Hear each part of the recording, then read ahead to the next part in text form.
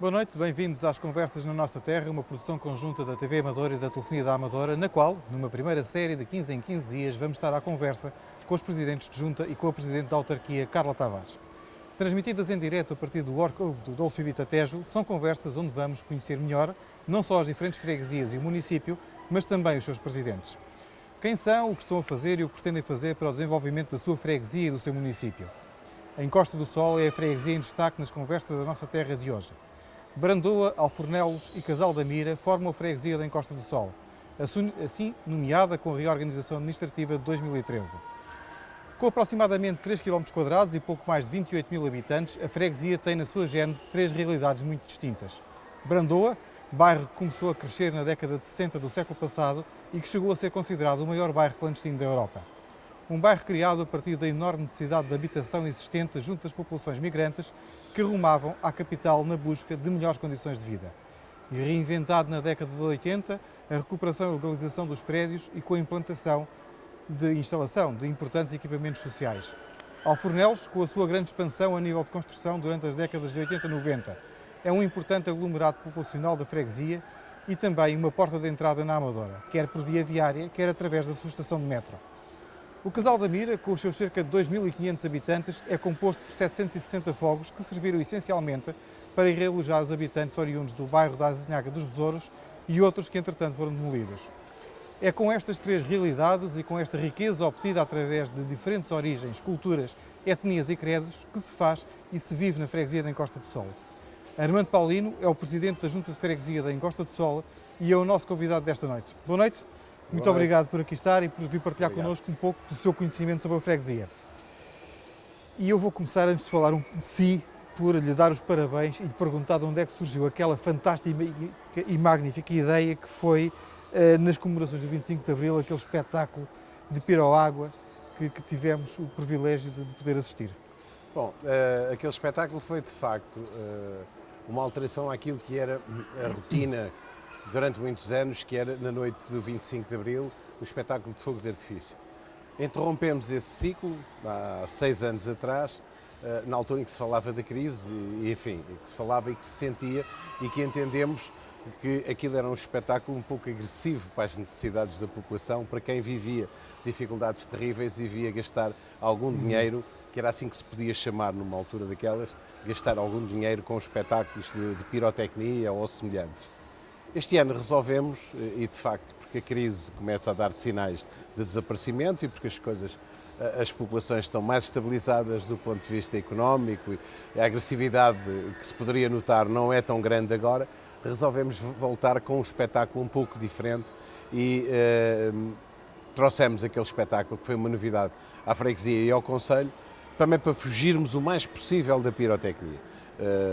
Futuramente traremos outros espetáculos semelhantes, mas que não tenham tanto a ver com a história da pirotecnia, que não é, em termos tecnológicos, não é uma tecnologia atual, é uma coisa, enfim, é bonito, as populações gostam, mas nós gostamos de seguir a tecnologia e manter-nos atuais. Mas eu ia lhe perguntar se era uma ideia para continuar, já percebi que é para continuar, mas com algumas alterações. Com algumas alterações, exatamente. Muito bem, então vamos começar a nossa conversa e saber quem é o Armando Paulino. Qual é o seu percurso autárquico, as suas motivações, um pouco quem é, de onde vem, onde está e para onde vai.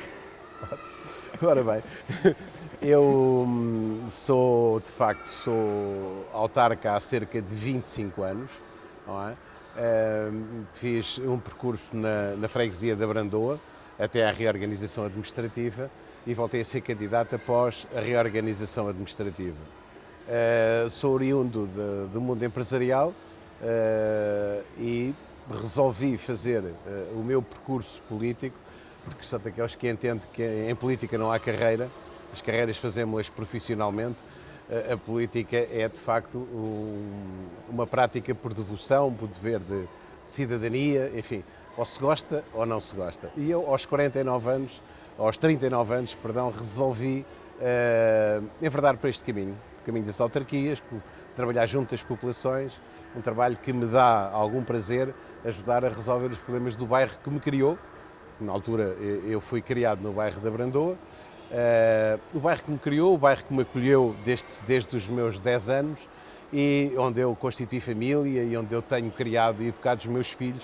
Por isso resolvi também, naquela altura, que eu podia dar aqui uma participação na resolução de alguns problemas e podia dar uma participação útil, não é? E, enfim, candidatei-me, ganhei as eleições a primeira vez e tenho-os ganho repetidamente. É sinal de que as populações admiram o meu trabalho, gostam do trabalho que eu faço, corre bem.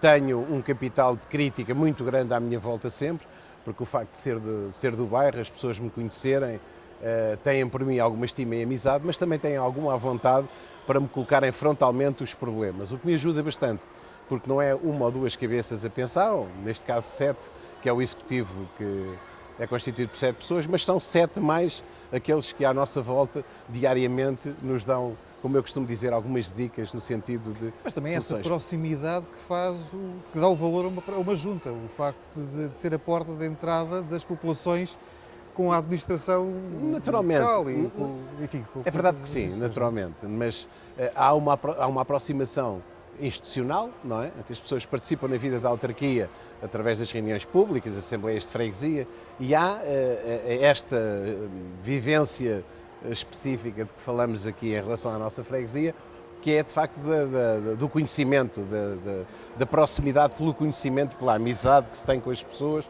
porque tenho gente que me conhece de garoto, não é? E que tem comigo uma vontade para me dizer, Presidente, vê lá aquela situação ou outra, se fosse resolvida desta ou daquela maneira, e muitas vezes eu recuo ao meu gabinete a pensar naquilo que ouço das populações na rua e vamos lá pôr na prática aquilo que me foi dito e saem soluções muitas vezes. Soluções que sem esta participação direta da população, às vezes não seriam tão fiáveis, enfim, à necessidade de quem vive. Não é? As pessoas não se coíbem de dizer o que lhes vai na alma, isso é muito bom.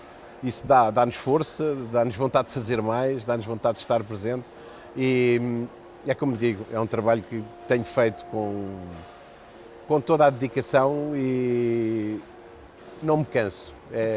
Há sempre coisas para fazer nas autarquias. Vamos até à Encosta do Sol. Quando tivemos a oportunidade de estar juntos, em setembro do ano passado, por altura dos debates que antecederam as autárquicas, quando se falou do movimento associativo, houve uma expressão sua que foi "são a joia da coroa", orgulho. Exatamente. A Encosta do Sol tem, se eu não me enganei, a contar 28 associações. Certo. Isto, não sendo necessário grande matemática, dá mais ou menos 100 uma associação por cada 100 habitantes. É um número impressionante, é fantástico, é um movimento associativo com uma dinâmica muito grande. É verdade. É verdade. Das associações que contou, algumas delas têm mais atividade que outras, não é? A realidade hoje não permite, enfim, que os dirigentes tenham a disponibilidade que tinham há uns anos atrás. O voluntariado é difícil e os dirigentes são voluntários, como sabe, mas há aqui um núcleo duro com quem nós podemos sempre contar e que fazem a diferença tanto na área cultural como na área desportiva.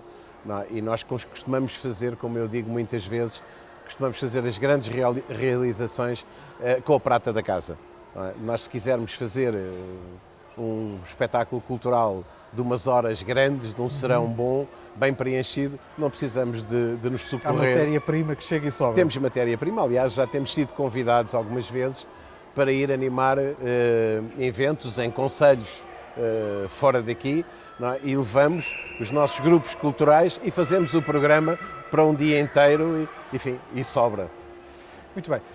Você tinha uma preocupação que era dinamizar as feiras temáticas na freguesia e isso já começou a ser feito? O que é que está a ser? Nós neste momento temos duas feiras, não é? Duas feiras temáticas, a Feira à Moda Antiga e a Feira dos Saberes e dos Sabores, que se realizam anualmente, não é?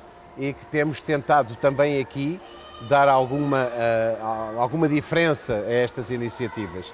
E vamos continuando no sentido de podermos estar sempre a inovar.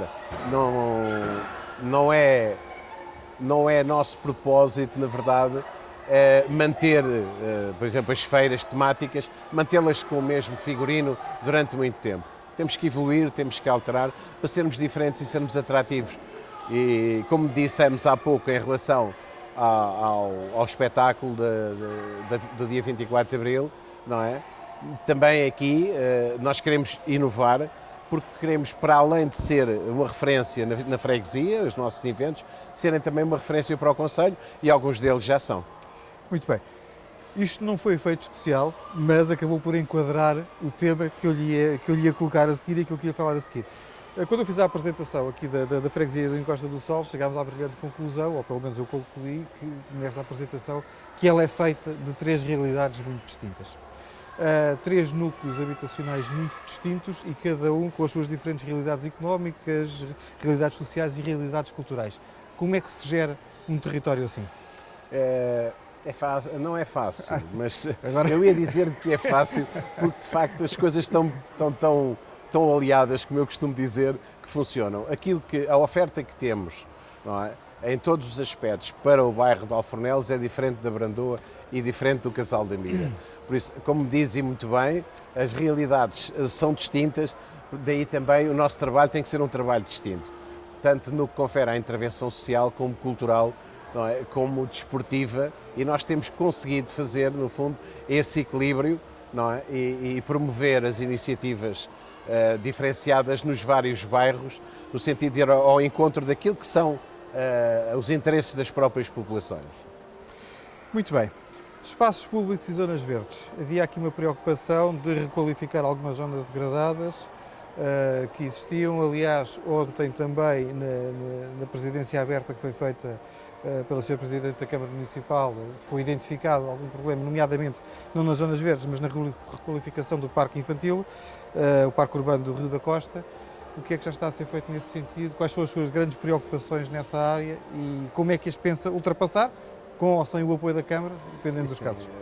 Terá que ser pelo menos até o próximo Orçamento de Estado com o apoio da Câmara, dado que se anunciam de facto as competências diretas para as juntas de freguesia, competências próprias, uma delas é de facto a manutenção de espaços verdes, por isso até ao final do ano terá de ser sempre em parceria com a Câmara. No próximo ano eu penso que sempre em parceria com a Câmara também, mas com uma responsabilidade acrescida. Bom, nós temos mantido o Parque do Rio da Costa, uma vez que está na extrema da freguesia, e é um parque com umas características muito especiais. Nós temos feito um esforço muito grande para manter aquele parque em condições de utilização e temos muito orgulho até em constatar que é um espaço que é procurado por muita gente, embora esteja na extrema da freguesia, porque tem características muito próprias. O Rio da Costa dá-lhe uma animosidade natural própria, é um curso de água que tem água todo o ano, não é? E que dá ali, enfim, a possibilidade de nós termos redes de rega de maneira diferente, de termos uma vegetação muito própria na zona da Ribeira. Temos muito orgulho daquele espaço e conseguimos mantê-lo. Já está a manutenção à nossa responsabilidade já há 5 anos quase, e não há degradação que seja, enfim, a degradação que acontece é a degradação natural, porque os materiais que foram utilizados, as madeiras e todos aqueles materiais, enfim, muito ao encontro daquilo que é o parque em si, aqueles materiais são materiais que são de desgaste rápido, chamemos assim, as madeiras vão-se decompondo e há necessidade. As outras zonas verdes, temos também mantido a qualidade, renovámos, reabilitámos algumas, e neste momento estamos a pensar muito seriamente numa coisa que preocupa a todos, não é? Que é o problema dos desperdícios da água, e nós estamos a fazer um estudo no sentido de implementar uma rede de rega inteligente, não é? Que só regue de facto quando a umidade da água não é suficiente para manter os espaços nas devidas condições. Aliás, e aí também é importante as campanhas de sensibilização que podem ser feitas não só com esse intuito da poupança, mas também da própria manutenção do espaço e da conservação dos espaços, não é? Sim, parámos de regar na altura crítica, como é lógico, não é? Neste momento regamos 3 vezes por semana e iremos aumentar os ciclos da rega consoante o tempo, enfim, vai aquecendo e os espaços vão necessitando. Só que é uma coisa feita ainda de uma forma muito manual, porque eu ainda ontem dizia na reunião pública a um morador que me interpelava no sentido de há desperdício de água, às vezes o sistema está a regar e está a chover. Bom, nesta altura, que é quase imprevisível se amanhã vai chover, as previsões são muito falíveis, se nós hoje estivermos a regar, e amanhã tivermos previsto rega também, se chover, a chuva vai acontecer ao mesmo tempo da rega. Claro. Não temos como fechar centenas de torneiras, que é disso que se trata, não é? Para, de um momento para o outro, desligar a rede de rega. Daí nós estarmos a trabalhar no sentido de conseguirmos automatizar com um sistema que lê a umidade do espaço E se a umidade não dispara a rega. Não dispara a rede de rega, e aí vamos ter uma economia considerável. Depois o desperdício natural do jovem que passa, a criança que passa e que brinca com o expressor e fica desorientado a regar na rua, as pessoas indignam-se com alguma razão, mas nós não conseguimos, nós temos 150 mil metros quadrados de espaços verdes, não é? Dispersos pelos 2 km quadrados, e não conseguimos estar em cima do acontecimento. Se de noite nos desorientarem um expressor ou dois, nós provavelmente de manhã não temos conhecimento disso. Mas e é capaz de estar assim algum tempo. Não é? É a intenção sua aumentar o número dessa área de espaços verdes? Nós vamos tentar aumentar a área de espaços verdes. Neste momento a captação é cerca de 5 metros quadrados por habitante, não é? E queremos melhorar, como é lógico. Temos já previsto a construção de mais alguns espaços de alguma dimensão. Okay. Nós falámos em setembro sobre esta situação, que tinha a ver um pouco com a forma como a própria freguesia é, com muitos altos e baixos, com grandes subidas e descidas, obviamente, e que havia a sua intenção de, ao longo do tempo, fazer a substituição da calçada portuguesa por piso antiderrapante. Já começou essa guerra? Já começámos todas as intervenções. Isto foi, de facto, foi difícil conseguirmos convencer a Câmara a que a solução passava pela substituição da tradicional calçada portuguesa, não é? Atualmente o Executivo Camarário está plenamente de acordo com este nosso princípio. A calçada portuguesa, do meu ponto de vista, é adequada às zonas nobres das cidades, assim, às zonas antigas e mais planas. Mais planas também. Lisboa tem esse problema, e já hoje a calçada portuguesa em Lisboa também já não é tão pura quanto era, não é? Já está ali uma Michelândia, já não é tão portuguesa por causa dos materiais antiderrapantes. Nós já começámos, a Câmara começou connosco a fazermos a alteração dos pisos, e sempre que se faça uma intervenção de maior relevo numa rua, vai ser sempre substituída a calçada portuguesa. Okay, mas isso em termos de evolução do trabalho, em que ponto é que está? Já temos o eixo principal, que era a Rua da Liberdade, completamente substituída, que era uma das zonas de maior inclinação, e já temos muitas ruas também do interior, das mais inclinadas, também já substituídas. Já teremos para aí 10% ou 15% da área a substituir, o que me parece bom. Já está algum caminho a começar a ser feito. Exatamente. Vamos falar um bocadinho de mobilidade. A Costa do Sol é uma freguesia que tem bons acessos viários, tem bons transportes públicos, nomeadamente o metro em Alfornelos, mas é uma freguesia que tem alguns problemas de mobilidade, sobretudo de mobilidade interna na própria freguesia e da freguesia para o centro do município. Como é que acha que isto se pode combater, alterar, modificar? Eu ando a dizer há muito tempo que a Amadora é um pequeno concelho com uma grande dificuldade de mobilidade interna. E há uma tendência natural para que a cidade não seja vivida se não houver uma rede de transportes acessível, do ponto de vista económico, e acessível do ponto de vista da própria mobilidade e dimensão. Felizmente que tanto disse que alguém me ouviu, não é? E hoje há várias pessoas com responsabilidade no Conselho, nomeadamente o Executivo Camarário, que têm a mesma opinião. Eu penso que temos em 2019 uma altura para podermos resolver isto, como é anunciado. As câmaras municipais vão concursar os transportes públicos, não é? As concessões. Há uma tendência até, em termos de área metropolitana, para que haja mais interligações na própria área metropolitana. Há, de facto, parece-me que acordámos todos para isto ao mesmo tempo, todos os concelhos da área metropolitana entendem que tem de haver mais e melhores transportes em detrimento do transporte privado. Se queremos menos carros dentro das cidades, temos de ter uma oferta melhor e a um preço melhor dos transportes públicos, melhor em termos de qualidade, melhor em termos de ciclo de carreiras, enfim. E nós, a Amadora, penso que nesta altura quando forem concessionados em 2009 os transportes, daquilo que me dá a perceber, até pelas conversas que tenho com o Sr. Presidente de Câmara sobre esta matéria, estamos todos ganhos para isto e a Câmara vai ter aqui a preocupação de criar uma rede interna de transportes que nos faça andar de umas freguesias para as outras sem termos que utilizar o transporte próprio ou sem termos que, por exemplo, em Alfornelos virarmos para Lisboa em vez de virmos para o centro da cidade da Amadora, ou aqui, por exemplo, termos que nos virar para a Pontinha, para Odivelas e para aquele lado. Quem reside em Alfornelos em 10 minutos está no centro de Lisboa de transportes públicos e provavelmente nem em meia hora no centro da Amadora. Naturalmente, e é isso que nós temos que contrariar. A cidade só é vivida se tiver uma rede de transportes e se a população sair à rua para viver a cidade. Assim, da forma que tem estado até aqui, há uma tendência para guetizarmos algumas zonas. Não há motivação para sair à rua. Eu com os meus filhos não vou usufruir dos parques urbanos que existem fora da minha freguesia, porque para fazer isso tenho que usar o transporte próprio, não é? Com todos os inconvenientes que advém, para a qualidade do ar que respiramos das cidades, enfim, para os custos, para a própria economia, a utilização de transporte individual.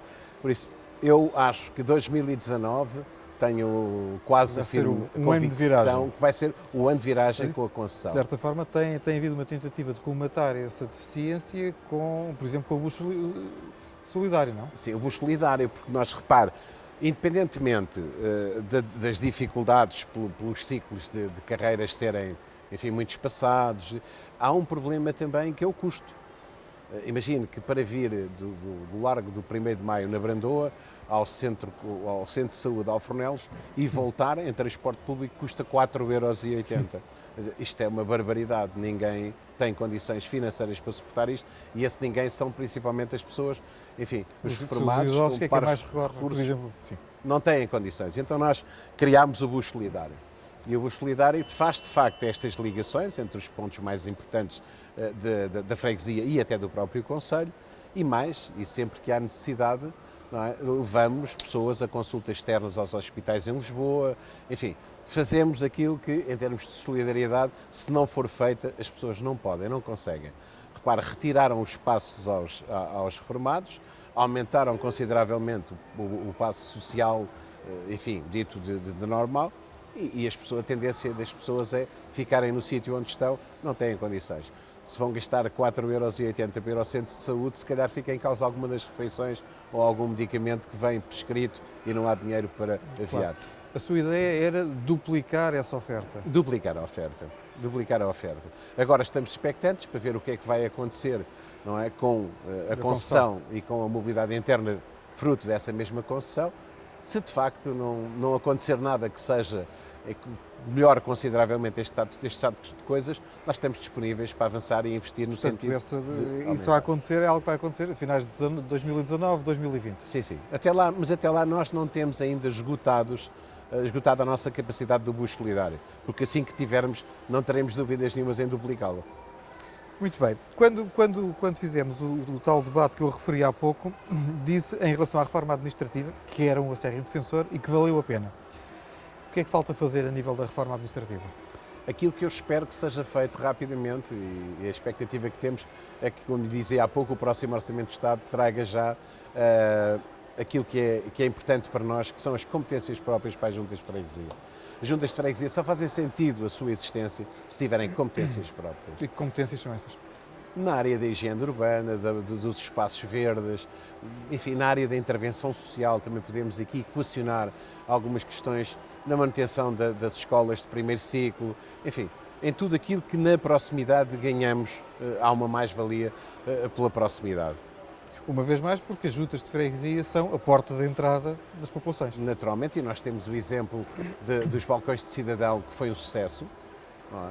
E continuarão a ser, e cada vez têm mais valências, e cada vez são mais procurados, e quer queiramos, quer não, é um benefício direto para a população. Nós não tivemos dúvidas nenhumas quando nos foi proposto a abertura dos balcões de cidadão, não tivemos dúvida nenhuma em abrir 2 balcões, um em Alfornelos e outro na Brandoa, e hoje faríamos o mesmo, aliás, porque não foi uma aposta ganha para a qualidade de vida das pessoas que tinham que se deslocar, enfim, às lojas de cidadão e com os inconvenientes todos daí advêm. Não é? Muito bem, vou-lhe colocar algumas questões que nos foram enviadas pelos fregueses que gostavam de saber a sua opinião e a sua resposta em relação àquilo que colocam. José Luís Caria Santo pergunta: sabendo da dificuldade de estacionamento na zona do Largo 1º de Maio, porque é que a Junta não alarga o parque que foi recentemente alcatroado, uma vez que existe muito terreno e assim evitava-se o matagal e a erva existente na encosta? Não está previsto o alargamento daquele parque de estacionamento. E não está previsto, inclusivamente, porque nós vamos dar, conjuntamente com a Câmara, início à construção de uma zona verde naquela encosta. É um projeto que já tem algum tempo e ficou acertado ontem na Presidência Aberta que vamos avançar rapidamente com a reabilitação daquela zona. E depois, porque a 50 metros temos no Largo Vasco da Gama uma oferta de estacionamento considerável, que aumenta, e foi feito o ano passado também, aumenta consideravelmente. Temos mais abaixo um pouco, no Fórum Luís de Camões, cerca de 200 lugares de estacionamento em rotatividade, que também podem ser utilizados independentemente dos outros 200 que temos em ocupação permanente. Por isso, há ali naquela zona, que é uma zona central, nós precisamos de dar continuidade ao espaço verde que temos do outro lado, ao Jardim Luís Vaz de Camões, para dar alguma harmonia à entrada da freguesia, não é? Que foi de facto uma aposta, tem sido uma aposta ganha, e que não quer dizer com isto que isto seja uma ideia fixa e que não possamos equacionar a hipótese de vir a ser necessário mais estacionamento naquela zona. Para já não está previsto, mas as ideias não são fechadas definitivamente. Aliás, como disse há pouco, as opiniões dos moradores às vezes alertam-nos para coisas que nos fazem pensar. Já falámos duas vezes sobre as presidências abertas e ainda vamos a pouco mais de meio da nossa conversa. É importante as presidências abertas, aproxima a autarquia da freguesia e consegue agilizar a solução de alguns problemas? Muito, muito. Eu sou apologista de que são importantíssimas. Não é? Trazemos a realidade local ao Executivo Camarário, que, enfim, tem necessidade de constatar, às vezes não basta o ofício, o projeto, a proposta, não, é preciso que as pessoas contactem a realidade. E depois tem outra coisa que para mim é importantíssima e que eu privilegio sempre, que é o contacto direto com as populações. A pessoa fala com o Presidente de Junta, também fala com o Presidente de Câmara, também fala com o Vereador, também dá a sua opinião e eu penso que não perdemos nada, bem pelo contrário, ganhamos tudo em andar na rua. E no terreno vê-se com outros olhos. O outro lado da questão, não é? O outro lado da questão. Ok, muito bem. A outra pergunta de José Luís Caria Santo é: existe um parque acima do Mineiro e do campo de futebol que está quase sempre vazio. Para sair do parque é necessário percorrer uma quantidade enorme de ruas até chegar ao largo. Porque não se constrói uma saída para a rua da entrada do campo, essa saída até está parcialmente construída e assim o parque era aproveitado ao máximo. Se eu entendo a questão estávamos a falar daquele estacionamento do Largo 1º de Maio e estamos a falar de mais duas bolsas de estacionamento que estão muito perto. Essa na proximidade do mercado e do restaurante, e temos outra depois acima, que é a tal do Largo Vasco da Gama. Penso que estará a falar o morador do Largo Vasco da Gama. O Largo Vasco da Gama foi equacionada a hipótese da ligação do parque de estacionamento à João Corte Real, mas embora aparentemente nos parecesse fácil fazer, como está a parecer ao nosso morador, tecnicamente ficava um acesso com uma inclinação que está além daquilo que é permitido por lei. O estudo foi feito, foi equacionada essa hipótese, mas, enfim... Não funciona, não vai funcionar, claro. Esbarramos com o problema da inclinação que ficaria o acesso e que está fora daquilo que é aceitável em termos legais. Muito bem. João Sousa coloca-lhe uma questão que é: o Fórum Luís Camões é uma instalação fantasma. Quase nada acontece durante todo o ano a não ser a banda desenhada. Que sentido faz ter todo aquele espaço sem utilidade porque não é aproveitado para mais iniciativas a bem da população? Eu, por acaso, não tenho a mesma opinião. Pronto, ainda bem. Eu não tenho a mesma opinião. Então vai dizer... Não, porque repara, o Fórum Luís de Camões está todo ele ocupado. São onde estão as sedes sociais das associações. Naturalmente, como há pouco dizíamos, as associações são geridas por voluntariado. As pessoas não podem estar ali permanentemente com as portas abertas para, enfim, interligar-se com a população, não é? Mas estão a maioria abertas diariamente, têm essa preocupação. No pavilhão acontece a banda desenhada, é verdade que sim, ainda vai acontecer este ano, espero que para o próximo ano já não aconteça, porque a banda desenhada, sendo uma mais-valia em termos de locais, depois tira-nos aqui a possibilidade da gestão do pavilhão de uma forma continuada. Não há projeto desportivo nenhum que aguente uma interrupção de 4 meses num ano. Não há projeto cultural nenhum, não é, que aguente uma interrupção de 4 meses no ano. O que é que acontece? A banda desenhada cria-nos aqui algum entrave a um desenvolvimento mais continuado de atividades no pavilhão. Mesmo assim, tirando o fim de semana, de facto, sábado e domingo, acontecem alguns espetáculos quando nós promovemos no âmbito das comemorações do município, ou da freguesia, ou do 25 de Abril, enfim, acontecem ali alguns espetáculos. A partir das 6 da tarde está permanente ocupado até à meia-noite, porque a parte desportiva, nós não nos podemos esquecer que aquilo é um pavilhão polidesportivo, ou seja, não tem a vertente única desportiva nem cultural, tem que ser ali adaptado às realidades, não é? E em termos desportivos tem a ocupação das 6 da tarde à meia-noite todos os dias, à exceção do sábado e do domingo. E em termos culturais tem uma dúzia de ocupações para além da BD que ocupa logo 4 meses, não é? Agora, aceitam-se opiniões, aceitam-se propostas, aceitam-se sugestões. São bem-vindas e eu gostava muito de, se esse morador me desse a oportunidade, de ouvir as suas opiniões no concreto. E as propostas, não é? As propostas e podermos, enfim... Porque muitas vezes perguntamos porque é que não se faz, mas também não fazemos. Pronto. Ou não propomos que se faça. Eu tenho alguma dificuldade em acreditar que seja essa a situação, por isso, se houver alguma possibilidade de propostas concretas, nós cá estamos para as aceitar, porque nós não sabemos tudo, não é? Ninguém sabe tudo e nós também não sabemos tudo. Nós somos um grupo de trabalho, não somos um grupo de iluminados, por isso temos as nossas fragilidades também. Maria de Fátima Costa pergunta: o casal da Mira e os acessos ao bairro são cada dia que passa mais inseguros. A necessidade de constante intervenção policial são disso prova. Quando é que se tem uma solução definitiva com a colocação de polícia em permanência ou com a adoção de outras medidas? Eu sou contra o Estado policial. Eu acho que a polícia tem o seu lugar na sociedade, mas nem tudo se resolve com a polícia. Em relação ao bairro, eu estou esperançado, embora tenha a minha opinião também, de que de facto o bairro não é um bairro inseguro, é um bairro que tem alguns problemas, como tem todos os bairros, norte a sul do país, se assim quisermos, não é? O bairrismo existe e, nos casos, é manifestado de umas formas, noutros casos é manifestado de outras. Agora, o bairro começa a ter vida própria, isso é muito importante.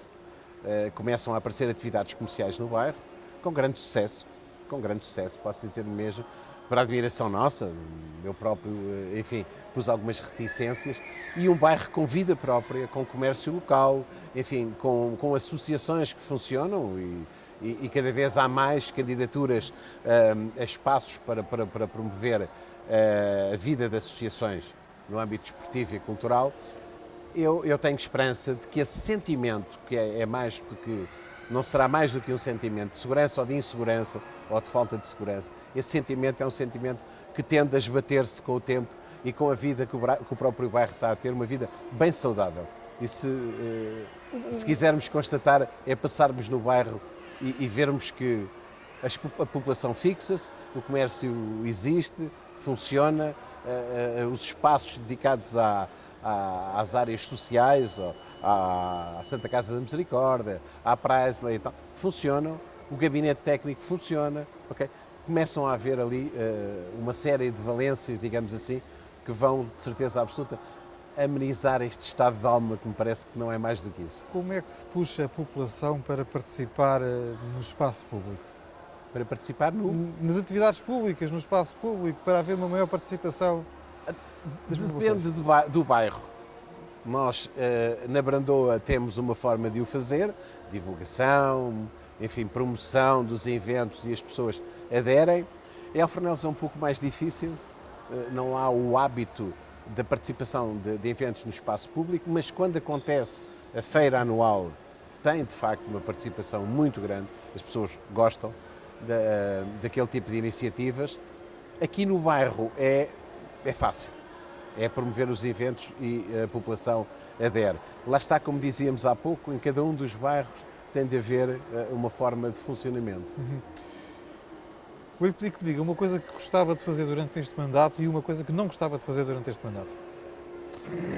Uma coisa que eu gostava de fazer durante este mandato era melhorar a condição de vida dos moradores dos 3 bairros da freguesia, naquelas vertentes em que são mais difíceis de resolver.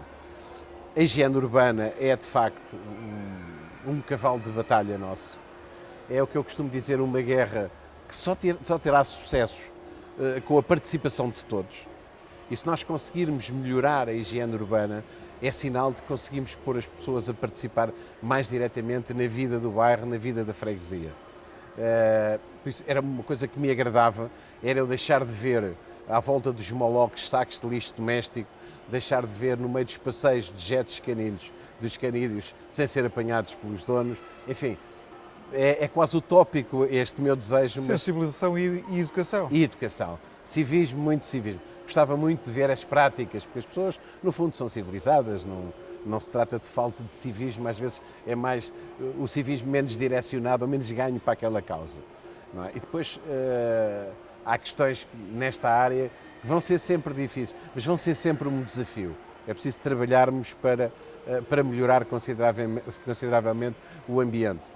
Gostava de ver o projeto que apresentei à Câmara aprovado no sentido da regulamentação do quilómetro 30 na freguesia, reduzir as emissões de carbono, reduzir as emissões de borracha em suspensão com a redução das velocidades, reforçadas as zonas de travessia de peões e melhorada tudo quanto são espaços de utilização pedonal para, enfim, harmonizarmos mais e convivermos com os transportes particulares e não vivermos na dependência dos transportes particulares. Por isso era, de facto, um desejo que me parece concretizável, mas, no fundo, enfim, eu trabalharei no sentido de conseguir o objetivo e tenho a garantia da Sra. Presidente de Câmara também que o fará nesta questão ambiental que tanto nos preocupa. A Amadora e a freguesia do Encosta do Sol vivem rodeados de problemas ambientais, porque não podemos ter tudo de bom. Temos uma excelente rede viária, mas depois temos os malefícios que daí advêm e por isso temos que criar aqui alguma forma de amenizar esta questão. E o que é que não gostava de ver acontecer? Tudo na mesma como está hoje, no que diz respeito a estas áreas de que falei. Não gostava que fosse um esforço inglório tudo aquilo que nós vamos fazer durante estes 3 anos e meio para melhorar a qualidade de vida, que é disso que se trata, das pessoas que habitam na nossa freguesia. Muito bem. Estamos a chegar ao fim. Só uma última pergunta. Projetos futuros do Armando Paulino enquanto cidadão e enquanto autarca? Eu tenho um projeto de vida que eu costumo pôr à frente de tudo, que é a educação do meu filho mais novo, que ainda precisa muito de mim. E em termos autárquicos, eu sou disponível sempre para fazer aquilo que tenho feito até agora. Não tenho mais ambições absolutamente nenhumas. Não pretendo ser vereador, não pretendo ser presidente de Câmara. Não sou hoje, como nunca fui, candidato a nenhum desses lugares. E tenho dito sempre, publicamente, com toda a clareza. Sou candidato, enquanto puder e enquanto a população que me elege assim o entender, a tentar ajudar a melhorar a qualidade de vida e a condição de vida de todos aqueles que me têm acompanhado durante estes anos e principalmente daqueles que me viram crescer como homem, como cidadão e que têm por mim uma grande admiração. Armando Paulino, muito obrigado. Muito obrigado. Foi um prazer recebê-lo aqui e ficar a conhecer um bocadinho melhor a freguesia da Encosta do Sol. Muito obrigado. Terminamos aqui mais uma Conversas na Nossa Terra, uma parceria entre a TV Amadora e a Telefonia da Amadora, transmitido quinzenalmente em direto a partir do Work Hub do Dolce Vita Tejo. Voltamos no próximo dia 24 de maio, às 21 horas, e a nossa convidada será a Presidente da Junta de Freguesia da Falagueira Venda Nova, Ana Venâncio. Até lá, já sabe que pode colocar as suas questões para o nosso convidado através das plataformas digitais. Obrigado por nos terem acompanhado, contamos consigo no próximo dia 24. Até lá, boa noite.